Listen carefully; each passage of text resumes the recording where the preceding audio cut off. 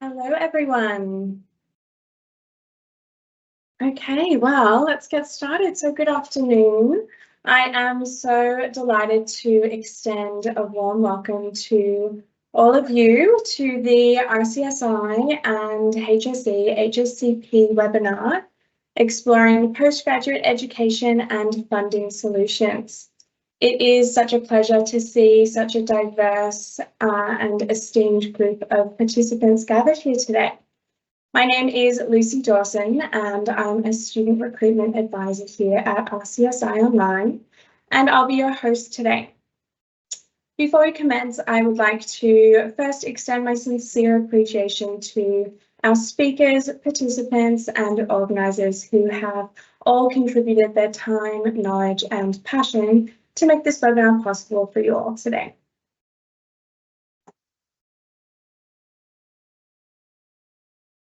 So just a few housekeeping notes before we get started.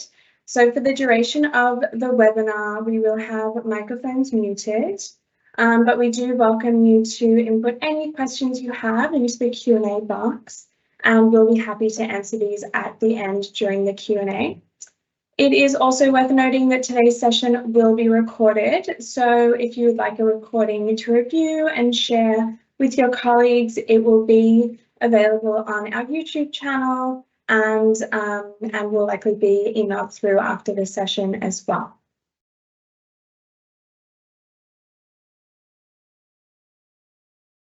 So I'm so delighted to first introduce you to today's speakers. So we have Fiona Malia, who works within the HSE as an HSCP Development Manager.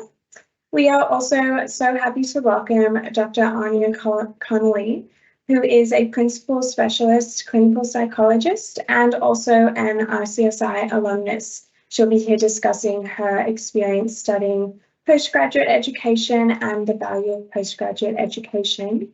And we'll also be joined by Suzanne McDonough, who is RCSI's head of school for the School of Physiotherapy. Thank you everyone so much for joining us today.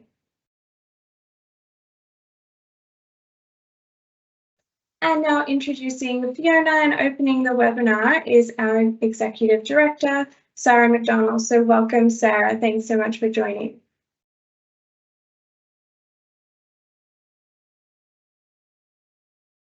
Oh, Sarah, you're on mute.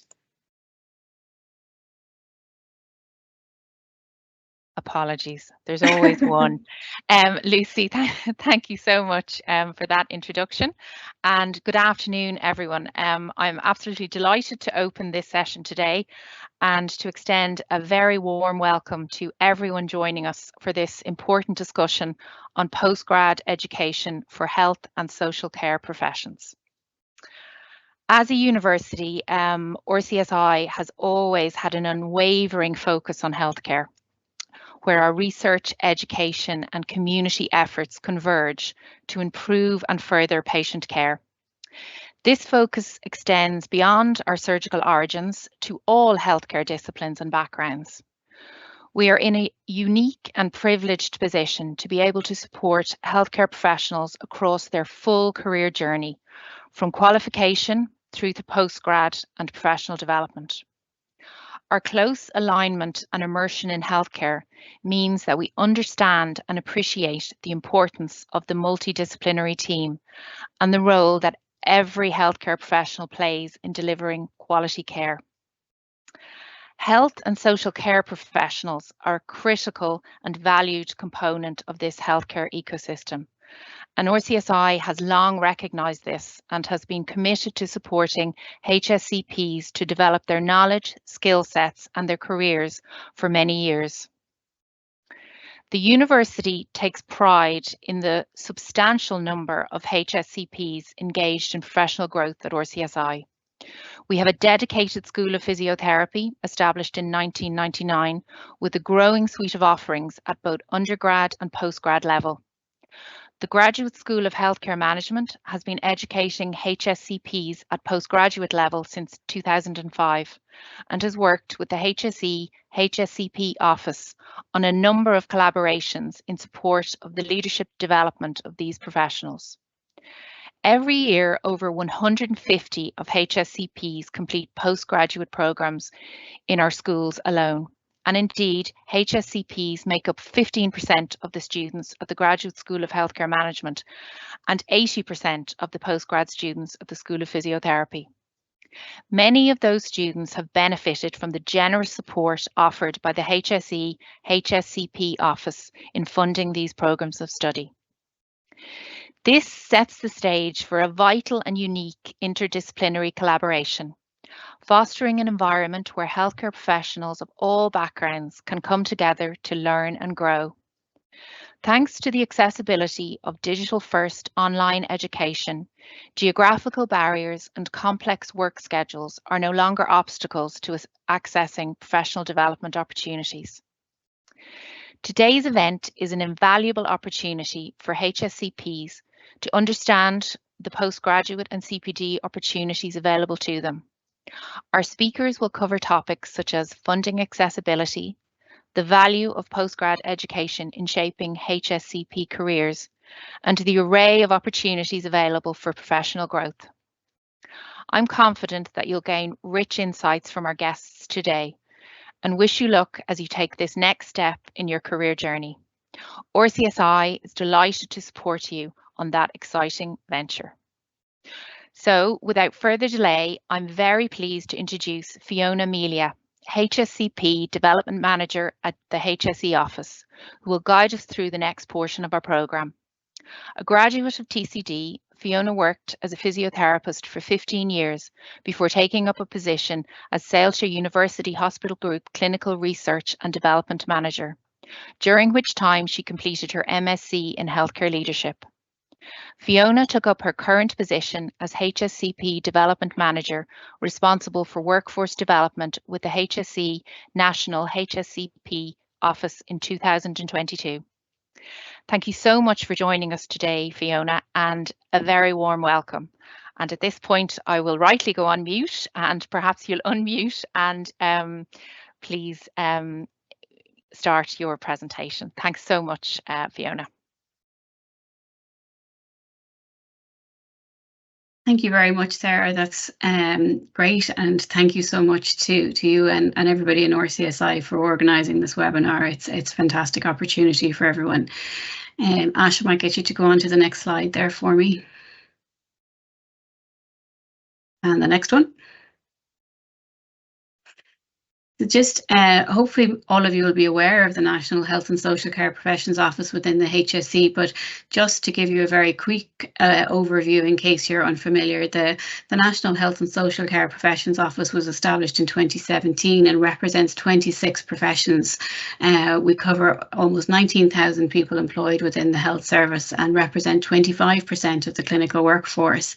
There's in excess of 1,300 HSCP managers across the HSE, and we're involved in the therapeutic, diagnostic and psychosocial domains across the full breadth of the health and social care services. Two of the main goals within the National Health and Social Care Professions Office are retaining and developing the HSCP workforce, which very much falls within my workforce development portfolio. And also we're very keen on trying to grow the HSCP workforce, and that's where we would work a lot in the area of practice education. Within the office, we're also very focused on the development of advanced practice for health and social care professions and play a big role in the clinical advisory role for health and social care professions. They would be the main goals of the office, but just in terms of today, it's very much kind of focusing on, well, how can we retain and develop our HSCP workforce? So Just in terms of funding opportunities, we were very lucky to gain an additional 1 million in funding through the Department of Health in last year's budget, and it is our hope and expectation that this week will continue, and we will hopefully be looking to grow this as the years go on. Last year, we funded 45 different CPD opportunities through the office, and this was across 15 institutions. 22 out of the 26 HSCP professions made applications, and we funded 450 HSCP across 40 different courses. The most sought after training were clinical leadership, general leadership, neurodiversity training in the older persons and frailty, and also then a good interest in courses across innovation, advanced practice and quality improvement. And interestingly, the RCSI clinical was in the top 5 best rated courses in terms of feedback. So it was great to get that feedback. As you can see here in the slides, there was excellent feedback overall in terms of people's involvement in the training last year. I'll let you have a look through those yourself, but really people found that the choices that they were offered met their learning needs. It allowed them to make an impact to their service user. They would highly recommend the training to a colleague, and felt it was definitely worth their while in investing their time and effort into completing these courses. Again, I'll let you look at those yourselves when you get the slides delivered. So I'll get you to go on to the next slide there, Ash. So this year we're focusing in terms of RCSI. I've increased the courses that we're offering to fund. We're offering the clinical leadership funding, and also last year we funded the Foundations of Digital Health. Delighted to add a couple of extra courses this year. We're funding Essentials in Leadership and Management, the micro credit course. Also Health Professions Education, a survey that we did this year across the health and social care professions rated education in health profession education and practice education as number 3 out of almost 15 different topics. So I think it's important to include that in our options this year. Also including an introduction to healthcare strategy, translating evidence to practice, and stroke rehabilitation. And before I finish, I just wanted to reiterate that if anybody hasn't gotten any information about these courses, please make sure you email us on cpd.hscp@hse.ie. The application deadline is the 31st of May. It is essential that you have line manager approval.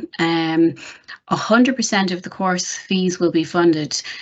Some of the institutions may have a slight registration fee, but other than that, 100% of the course cost is funded. What we don't cover is travel and subsistence, because we can't do that, and any study leave, or expenses does need to be arranged locally with your own line management.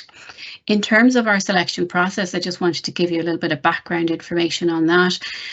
What we look at is we look at the relevance of your role to the course that you've applied for. We'll also look at the number of applications per profession. So we look to have equity across each of the professions in terms of their access to the course. So we tend to get a higher number of applications from certain of the bigger professions, and lower numbers from the smaller professions, but try and make sure that it's an equal allocation across all the professions. We'll also look at geographical location, just to make sure we're getting a spread across the country, and particularly with the new 6 health regions, that will be important to do that. And after that, then if we're oversubscribed, we will look at kind of where we're at in terms of that state. But hopefully we won't be oversubscribed, but there won't unfortunately be any opportunity to create waiting lists. But this is certainly something that we hope we'll be able to continue on a year-on-year basis, and as I said, hopefully build the funding to back it into a more sustainable delivery of CPD for HSCPs across the country, and a building on a year-on-year basis. I think that's my last slide. Is that right, Ash, or do I have one more? I think that's me. As I said, I'm available for questions at the end of the webinar if there is anything that I've left out that anybody's wondering about, and I'm going to pass you on now to Anya. Thanks so much, Fiona. That was so great. Really, really exciting to be highlighting all of the exciting funding opportunities for HSCPs for 2024. So thank you. Now I am so happy to welcome Dr. Anya Connolly to join me for a Q&A on postgraduate education. Anya is a principal clinical psychologist in St. James's Hospital, working in the psychological medicine service. Prior to this, she held the position of senior clinical psychologist in stroke services at Tala University and Naas General Hospital, where she was the first psychologist in Ireland to work exclusively in stroke services. She has a particular interest in team engagement, quality improvement and service development, and innovation that improves patient care and outcomes. And she has been involved in teaching, research, and quality improvement initiatives. So it's so great to have you with us. Thank you, Anya. And I think we can just start off with the questions. To start off, you qualified as a clinical psychologist from in 2008. So we would love to hear about what motivated you to return to study and complete the professional diploma in clinical leadership with RCSI. And thank you so much for inviting me today, and I think giving me the opportunity to reflect on the studies with yourselves and the impact that it's I suppose it's had on me as a clinician. I suppose I maybe was a reluctant participant to the clinical leadership program, having worked clinically for so long, and then coming out of COVID, I stopped and I guess looking around as well, the great reshuffle in healthcare, and so many of the people I think who had mentored me and been a great support to me in my early years as a practicing professional were starting to move on and retire, and I suddenly felt really exposed and suddenly began to wonder what the next stage of my career was going to be like and how I was going to shape it and to manage it. And I think some sagely people who were coming up to retirement suggested that the next stage would be around maybe looking at my own leadership skills and developing my confidence, you know, moving into, I suppose, the middle to later part of my career. I think as well, having worked for so long as a clinician, and prior to that I had different work experience, what I've seen is the landscape continually changing around how services are developed. And I had reached a point where I was really confident in my clinical skills, but not necessarily sure about what was the best way to shape and to pivot in the context of a transformation within the health service and service redesign. And I suppose I wanted to be best placed to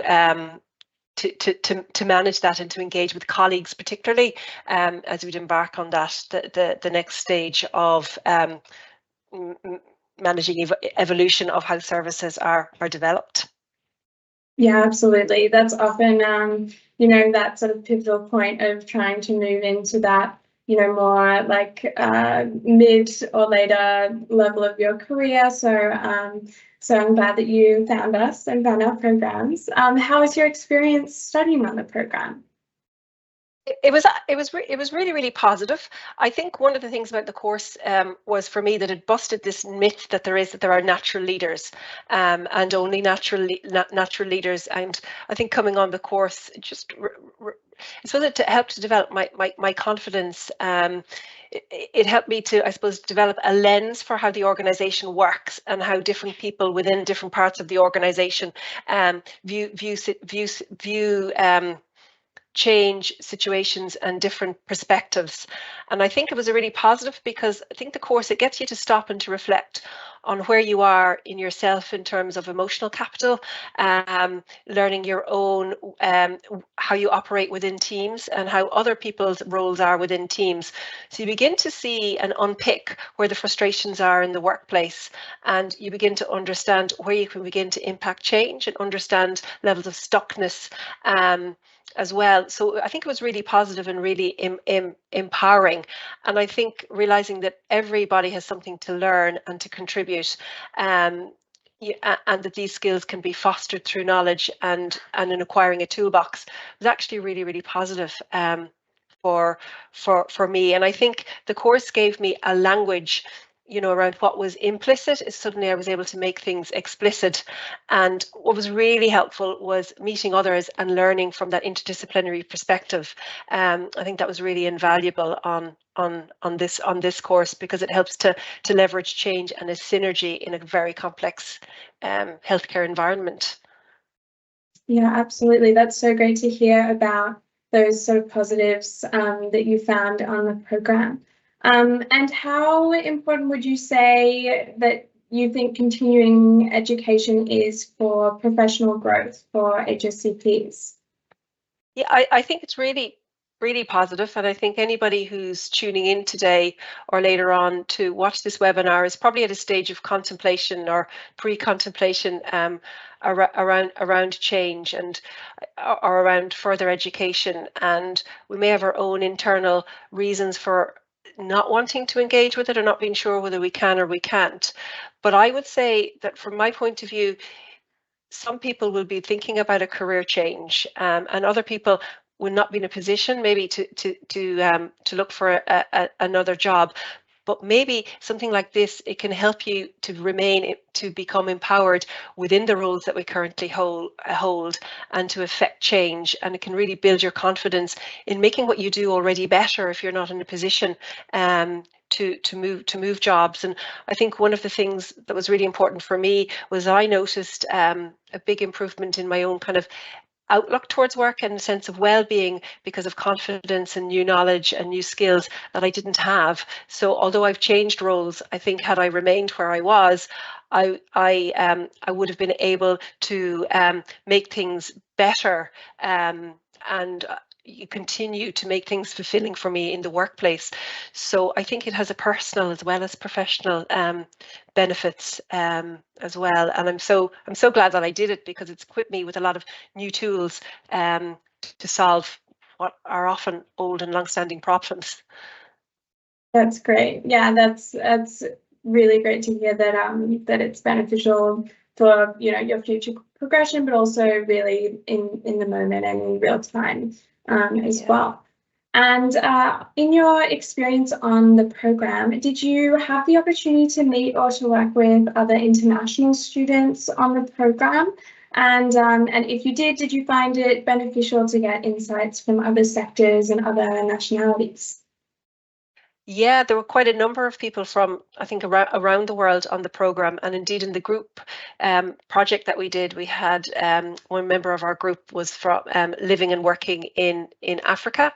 And I think that was really important, because I think it represents and reflects the global workforce that healthcare is, and the pace of migration and the pace of people moving for varieties of different reasons.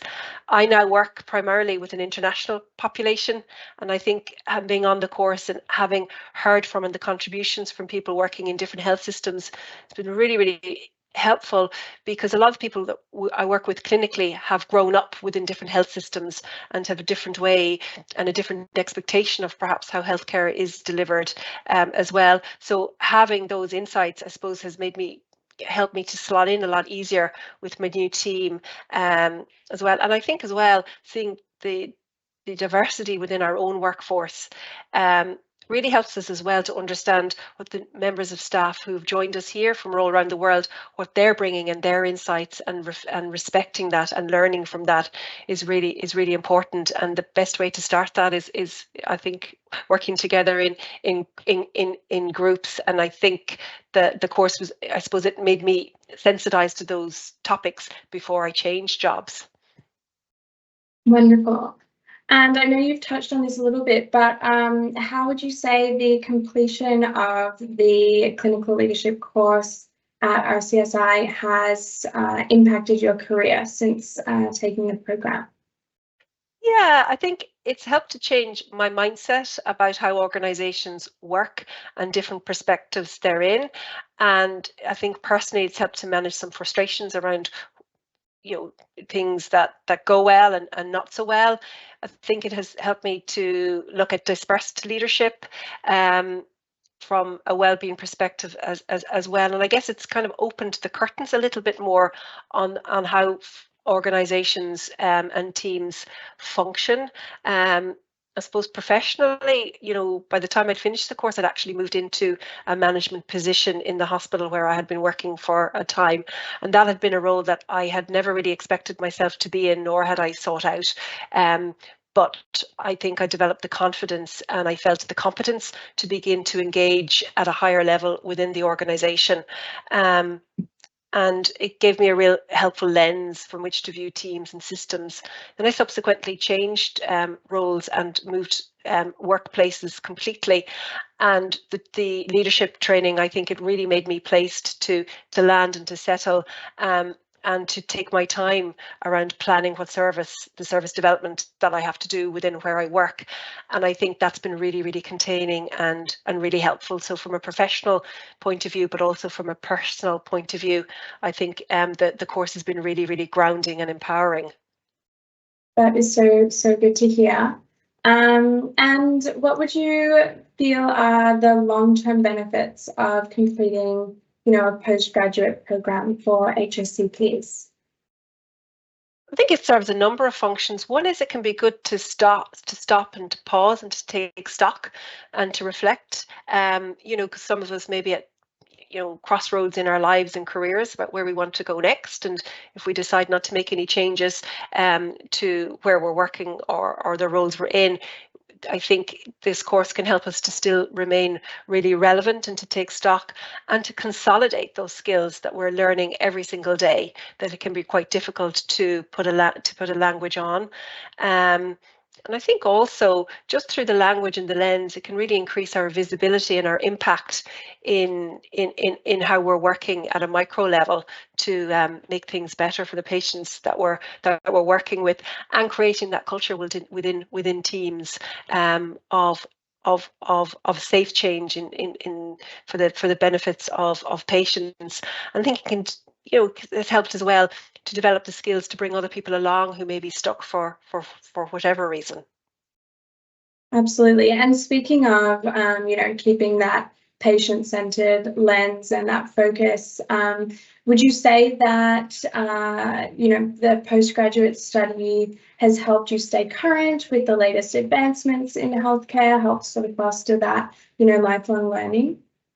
Absolutely. And I think while I had read a lot of the HSE strategy documents and be aware of the various pillars around clinical effectiveness and clinical governance, it really was doing the course and having the opportunity to discuss various models of change, and that you really begin to understand what a lot of those strategy documents are about, and bringing them in every day. And it helps to us then to, I think, ground where we are in the wider organizational context of change. And I think that's been really, really helpful, because something I may not have been able to apply particularly well, I now feel I have a greater depth of understanding, and that's really important. That's been helpful.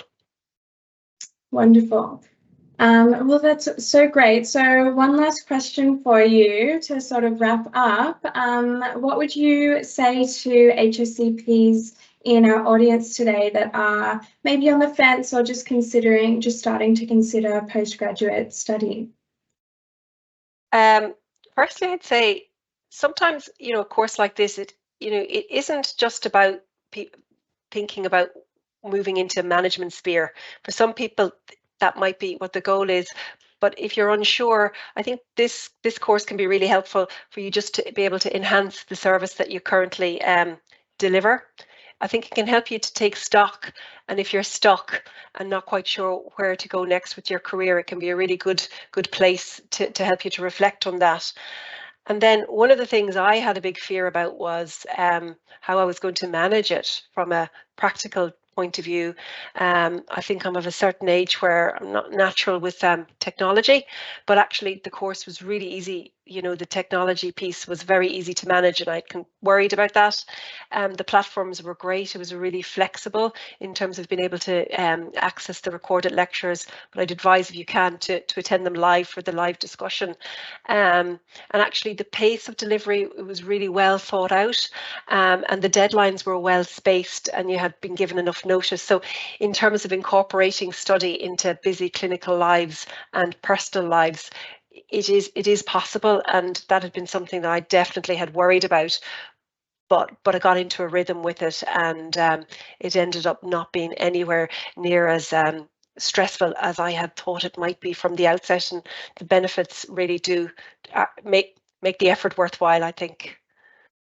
That's wonderful. Well, thank you so much, Anya, for taking the time to speak today. It's been really great hearing more about your experience. Thank you. Yeah, thank you.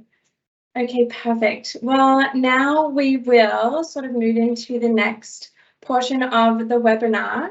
So thank you again, Fiona and Anya, for sharing today. Your insights will undoubtedly contribute to really meaningful discussions and help our audience to explore these exciting opportunities available in postgraduate education for HSCPs. So we're going to now focus specifically on the postgraduate education opportunities that are available within RCSI. So just to start, I'll give you a little bit more information about RCSI. Founded in 1784, RCSI has been educating healthcare leaders for almost 240 years.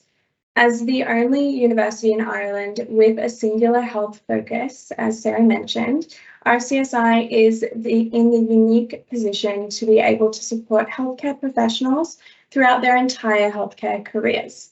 From qualification through to postgraduate and onwards, we aim to support ongoing, continuous professional development needs. And we are committed to supporting our students to elevate their careers and, most importantly, to deliver better patient outcomes. We believe that our drive to deliver quality is reflected in our global rankings. We are within the top 2% of World University rankings in 2022, as well as being the Sunday Times University of the Year for student engagement in 2022. We were also ranked #1 in the world for good health and well-being by Impact Rankings in 2023, so we're very proud. Our courses and programs are all accredited by the National University of Ireland, giving them that national and international trust mark in education. And as Sarah mentioned, we offer healthcare education across a breadth of highly relevant and topical subject areas, aligned with identified needs in services and the healthcare system.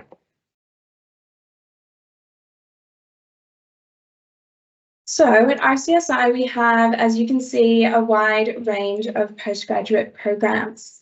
Starting with the top section you can see on this slide, we have our RCSI Graduate School of Healthcare Management, which offers a range of programs that are all completely online.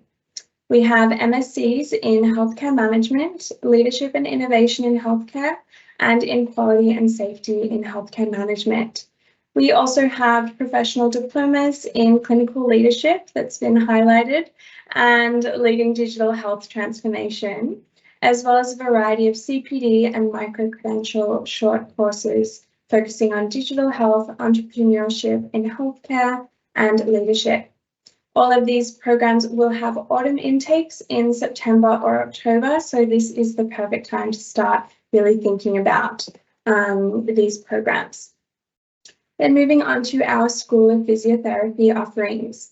We have an MSc in Neurology and Gerontology, as well as shorter courses in Physical Activity and Health Behaviour Change in Clinical Populations, Stroke Rehabilitation, Musculoskeletal Injection Therapy, Research Methods for Health and Social Care Professionals, and Translating Evidence into Practice.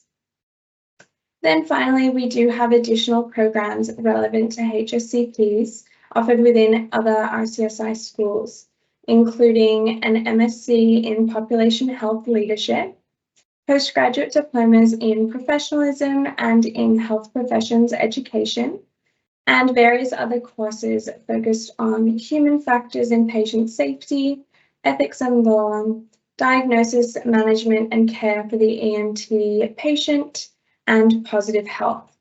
So this may be a slightly overwhelming range of topics, but we'll be sharing our contact email at the end. So the team will be available to speak to you about any of these courses and to direct you in to the right department.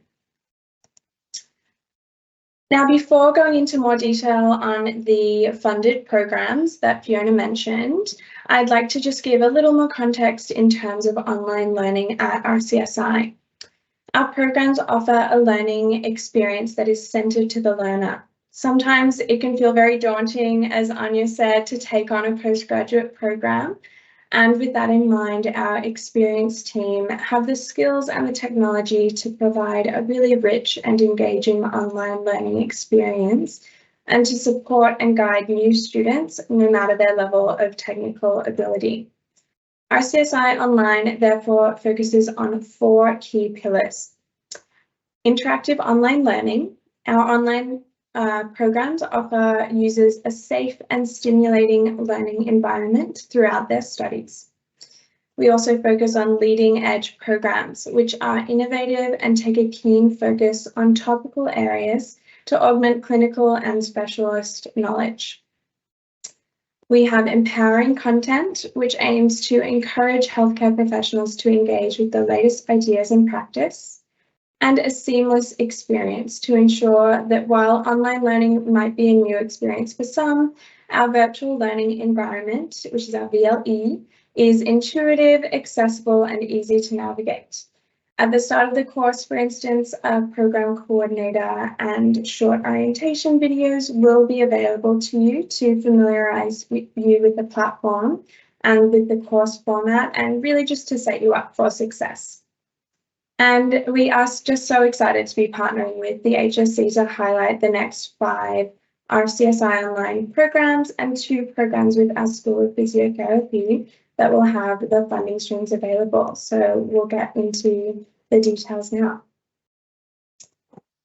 Great, so to start off with, we have the Professional Diploma in Clinical Leadership. This is a unique healthcare management course designed to foster collaborative learning among multidisciplinary health professionals. The principles of clinical leadership are taught using best-in-class international approaches from emerging disciplines such as positive psychology and positive organizational scholarship. The course is suitable for clinicians, interdisciplinary health and social care professionals, healthcare managers and administrators, and those working in the wider healthcare sector who wish to develop their leadership and management capabilities and take the next step in their career. So this program is a 9-month program, and we do have intakes in April and October each year. It is delivered part-time and interactively online with weekly live sessions and online content. And of course, it is fully accredited. So to just briefly go through the modules with you, we have module 1, which is understanding and managing oneself. It will guide you to develop self-insights, resilience, and emotional intelligence, and teach you how to implement these competencies and capabilities and become an effective leader and manager in a clinical setting.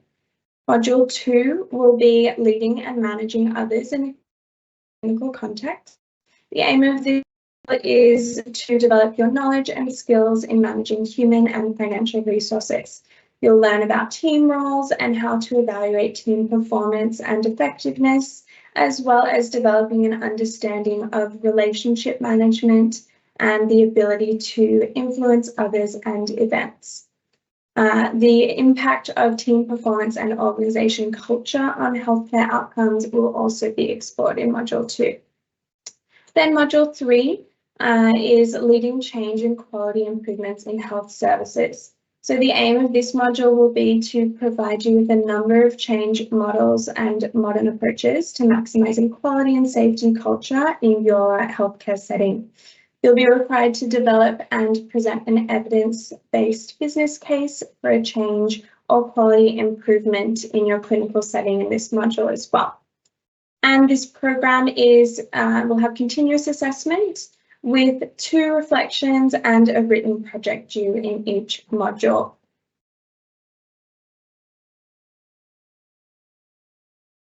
Now we'll move on to our postgraduate diploma in health professions education. So this course aims to equip health professions educators with evidence-based teaching and learning strategies to help them to utilize contemporary learning theories within practical teaching contexts. We also aim to connect health professions educators with each other, nurturing a vibrant community of like-minded professionals. This program is tailored to the needs of both experienced and early career educators and will enable participants to develop the knowledge and skills required to provide high-quality educational experiences for learners in an academic or clinical environment. So this postgraduate diploma is a one-year program.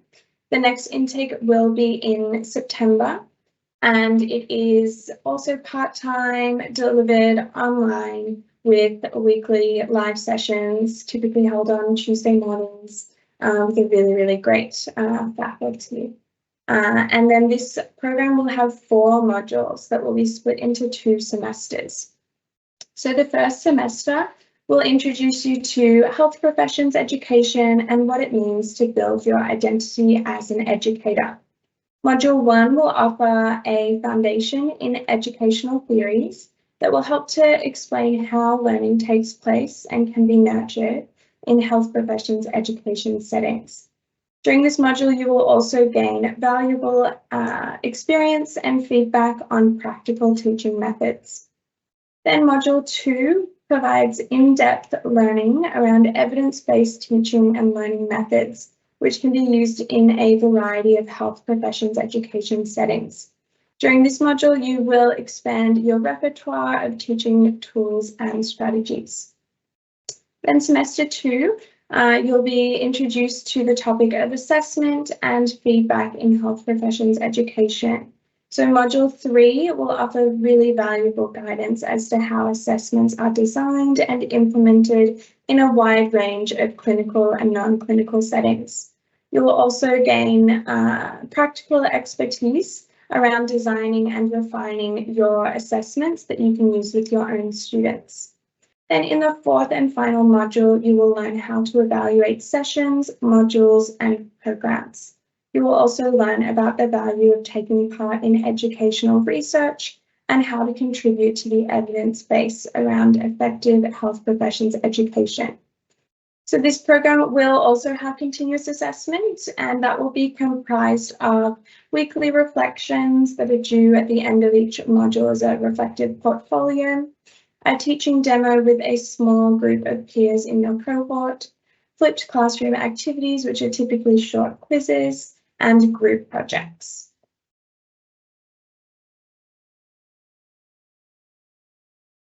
Now we have 2 CPD short courses and a micro-credential short course with RCSI online that I will highlight for you. So all 3 of these courses consist of 5 weeks of content, including 4 weeks of teaching and a final week for completing an assessment with a personal learning plan. Learning content is delivered primarily through video lectures, exercises, discussions, reading assignments, self-study sessions, and online activities. So this first one is Foundations of Digital Health, and it will examine some of the key technologies relevant to digital health today. It will guide you towards an understanding of these technologies and how they are used on an operational level. The course will explore how health data generated by the consumer through smartphones and other technologies, coupled with the data generated through patient interactions with healthcare practitioners, might be harnessed to enhance patient care and to deliver operational efficiency. By the end of this course, you will have a really good understanding of the opportunities, challenges, and complexities of digital health, and you'll have the tools to integrate this knowledge into your existing practice. And on completion of this program, you will receive 16 CPD points as well as an RCSI certificate. And the intake for this course will be in the autumn, along with the next course, which is another CPD course. It's Introduction to Healthcare Strategy. So this program will explore how strategy is now used as a communication and organizational tool, rather than one that necessarily provides an organization with a competitive advantage. Students will develop an understanding of the full strategy lifecycle, from ideation to consultation, implementation, and monitoring, and how it can be applied in an inclusive, practical, and responsive way.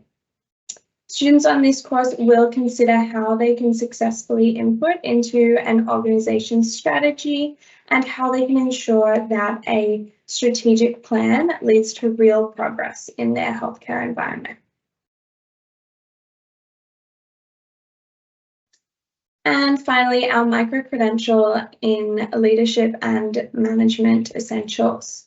This program will equip you with an understanding of leadership excellence, empowering you to challenge organizational assumptions, processes, and practices, both within yourself and among others. The aim is to enhance organizational functioning and improve working conditions through effective leadership and management practices. In this course, students will develop critical understanding of leading teams in a healthcare context, as well as fostering critical reflection and reflexivity to understand how their specific approach to leading, organizing, and managing impacts the people, processes, or structures that they work with. And upon completion of this microcred course, students will gain 5 ECTs at level 9 on the National Framework of Qualifications.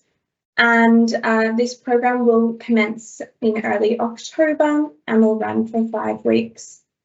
So I'm really excited now to hand over to Suzanne McDonough, who is our head of school of RCSI's School of Physiotherapy, to give you a new voice to listen to and to go over the course offerings through the School of Physiotherapy with HSE funding. So welcome, Suzanne. Brilliant. Thanks very much for that nice introduction, Lucy. And I'm just going to finish off with some of the offerings from the School of Physiotherapy. And just to point out that both of these microcredit courses are part of our long-standing Masters in Neurology and Gerontology. So the first one is around stroke rehabilitation. This is a 10 ECT module. It'll run over 12 weeks. And it's actually a hybrid course. So the majority of the materials you do online before you come into 3 half-day in-person sessions. And you can see the dates there on the slides that you will be coming into the centre of Dublin, into our RCSI campus, to be able to then do much more interactive work with the team that are teaching on this module. The learning outcomes are detailed there, but this module is run by Professor Frances Horgan, who is an international expert in stroke rehabilitation, alongside Dr. Ailish Malone and other experts from the school. So you'll obviously find out or advance your knowledge in therapeutic approaches to rehabilitation people with stroke. You'll understand how to critically evaluate the scientific evidence behind these approaches and how to really ensure that your practice is evidence-based. You'll understand where there are deficits or gaps in practice, and then look at some of sort of the experimental evidence, but also looking at the structures that exist within stroke rehabilitation. So, for example, the stroke audit, the registers, and talk about stroke pathways of care. So if we could go on to the next slide, please. The second module that I'm going to talk about is translating evidence to practice, and this is a 5 ECT module. And this module really is for those of you who really want to try and understand the evidence underpinning your practice, but maybe need to brush it up or upskill. Maybe it's a long time since you've looked at critically appraising papers. And this module will really update you and give you those skills in this important area of practice. So this module, again, similar to our stroke module, is a hybrid module. So you will be doing materials online in advance of coming into 2 half-day in-person sessions, and you can see the dates. So both these modules will be running in the first semester, so October, November time. And again, the learning outcomes for the module are detailed in the slide. And if there are any queries or questions around our modules, our email address is pgphysio@rcsi.com. And I think that's the end of my slides. So thank you very much, Lucy. Thanks so much, Suzanne. Wonderful. So we will be happy to answer any questions in this sort of time set aside for a Q&A. We did actually get a couple of questions in while we were going through the presentation. One of them was around the courses being online, which as I'm sure you realized that for the most part, all of those RCSI online programs that I went through, completely online, very flexible. And then of course, the School of Physiotherapy programs just have either the 2 or 3 days requirement in person. So, so they're all really designed to be very compatible with everyone working full time and, having busy schedules. I did get another question around the two, and this might be a good question for Suzanne, just a question asking if the 2 microcreds for the School of Physiotherapy are open to all HSCPs or just open to physiotherapists? No, they're open to all HSCPs. So we look forward to getting applications across the board. Perfect, that's wonderful. And then there was another question that I can answer around the live sessions for those online programs. Just asking if they are mandatory to attend for the online courses. So they're definitely recommended to attend, but all of the live sessions for their health professions education and clinical leadership, they'll be also recorded and available to watch back. So they do take place during the workday, and so with that in mind, you're not required to attend. They will be available to watch back, but as Anya said, we recommend attending as many as you can, just so you can get the benefit of being there live and participating as well. Okay, any other questions in the chat? Let's see, there was one more question for Suzanne around how the stroke rehabilitation program would be assessed. Yeah, so in both of our modules, it's a written assessment. So it's an assignment at the end of the module. Perfect. Okay, great. Well, I think that was all the questions we had submitted.